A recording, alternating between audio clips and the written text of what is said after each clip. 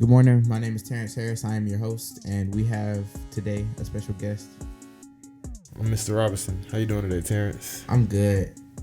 And welcome back to the Panther Pride podcast. Today our topic is gonna be, since you recently graduated college, so we're gonna talk about some college. Cool. So what college did you graduate from? I graduated from Morehouse College here in Atlanta, Georgia. That's what's up. With graduating not too long ago, what would you say, like, words of encouragement to someone that wanted to go to college? Man, if you want to go to college, you're already on the right track.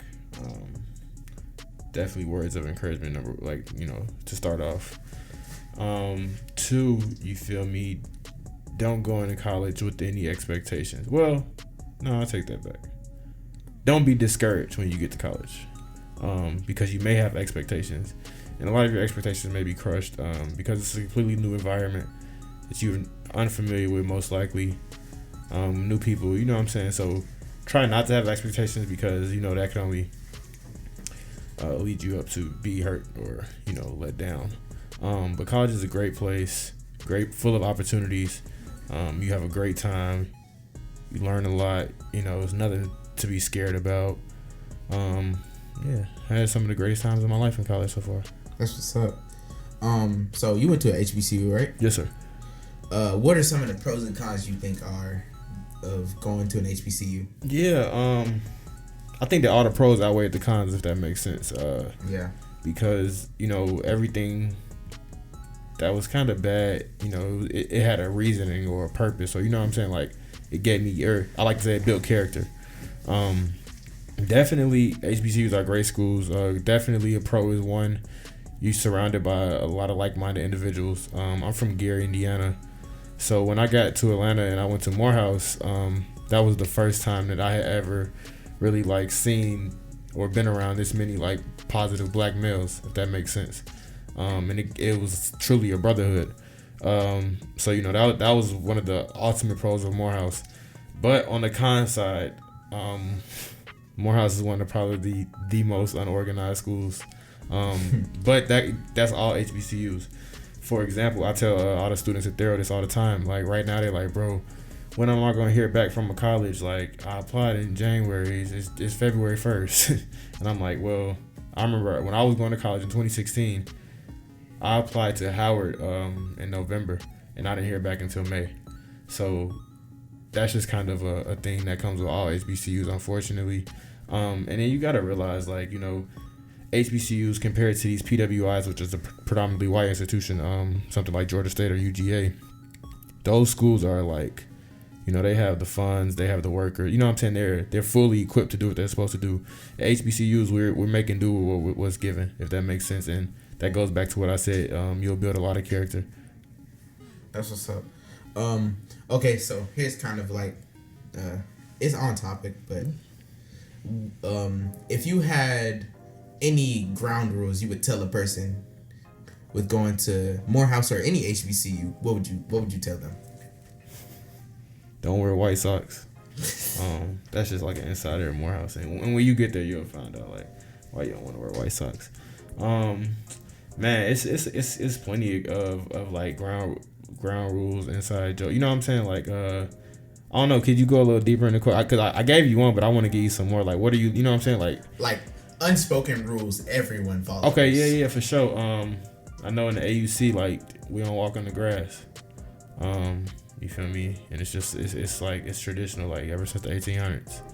And to be a buck with you, to keep it honest, a lot of Morehouse men, when they die, they get cremated and they like to have their ashes sprinkled over the grass. So that's why we don't walk on it, and it's considered sacred. What was one of your favorite experiences in college? Man, one of my favorite experiences, we had Travis Scott for homecoming one time. We had Young Thug. Obama came with Stacey Abrams. You know what I'm saying? That's what I'm saying. College was crazy. Going to Morehouse was one of the best experiences of my life. It was just thing. You know what I'm saying? After event, and it was just, man, it was a lot. I met a lot of cool people. This weekend, me and Mr. Davis was just talking. And a lot of my friends have moved out of Atlanta now. but a lot of them were just here. This weekend we got together, and that's what, me and Mr. Davis was just talking about. Like, man, it's nothing like college. How, what I'm saying, your friends are right down the hall or right down the, what I'm saying, the way. Now life got real. You feel me? People live an hour, 2 hours away. So. Did you belong to any like fraternities or frat houses or anything? Nah, I didn't do anything like that. I was involved in a lot of campus organizations. Like one was called CASA, which is Campus Alliance for Student Activities. We did like a bunch of homecoming preparation, planned the concerts, stuff like that. And another one was CHILL, which was like a mental health organization. And CHILL was an acronym for Counseling Humans and Life Lessons. So basically all we did was just, or not all we did, basically what we did was just like, help our peers with like, mental health problems. Like if you need somebody to talk to, you can talk face to face, and then, what I'm saying, kind of like be a peer counselor to someone so they don't have to, think about it too much or go to a real counselor, what I'm saying, things like that. And that was pretty cool for college because you need stuff like that. Is there any advice you would give a freshman going to college with like choosing their majors? Yeah, I changed my major twice. So like, you feel me? Whatever you start off with, like not, and that's the thing. What I'm learning now, like nothing is the end all be all. You feel me? Whatever you start, like it's, and it, I mean, take this with a grain of salt, but it's always a way out of it, Or like, for example, like I said, I changed my major twice. I was an English major. I graduated as an English major. I was a poli-sci major. As well, and with that, like I thought that I wanted to, and I still have a heavy interest for politics, but I thought that my original goal was to be like a political commentator, like on CNN or something, and then also go into law. And then when I got there, like I had no interest in law anymore because I like learned that, I don't know, I just got completely turned off about working with a lot of different lawyers and just seeing how the law industry is and what that's about. So you feel me? Don't get stuck on one different thing or on one thing, and if that goes wrong, you think that's the end of the world, because it's not. Like, definitely have an open mind about going to school. Don't wait till second semester of your senior year to say you want to go to college. What I'm saying? Things like this is the right steps. Like I had a big sister. She was my motivation to go to college because I remember she used to go and call me every night when she was having fun, and I'm like, well, I'm at mom's house, like, you feel me? So, I always knew that, I wanted to go to college. But, yeah, that's really it. Like, it's a bunch of, little things here and there, but that's probably the biggest thing. Like, apply yourself early, get those recommendations, apply. Yeah, just apply. Apply before the second semester, please. Working as a admissions, or, not admissions counselor, college counselor here, college advisor, rather. That's what I'm seeing now. Like, people every day tell me like, oh, I haven't applied to college, but I want to go to college. And it's like, it's February tomorrow. Like, what I'm saying? So what do you think like would be the best time to start searching for a college? Right now, like freshman year? Are you a freshman? Yeah, I'm a freshman. To be a buck, and this is what when I came here, it's kind of something that I tried to help the students with. I was a football player, so I used to like literally, want to play Division I football. You know what I'm saying? So by the time I got to high school, ninth grade, I already knew 10 colleges that I wanted to apply to, and I was just waiting. To one, get the grades. I knew that was important. I knew if I didn't have the grades, I wasn't getting in. Two, I wanted to, of course, be a good football player. That's a different story. And then three, I had to be a senior. So it was just like all of that time, just in my mind, I was just prepping myself in the weight room.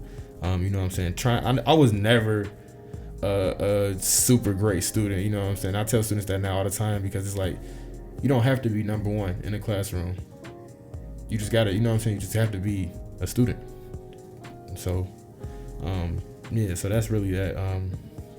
This is one of the more personal questions, but like, what do you think was pushing you mostly to like advance yourself and just keep moving? My family and where I'm from.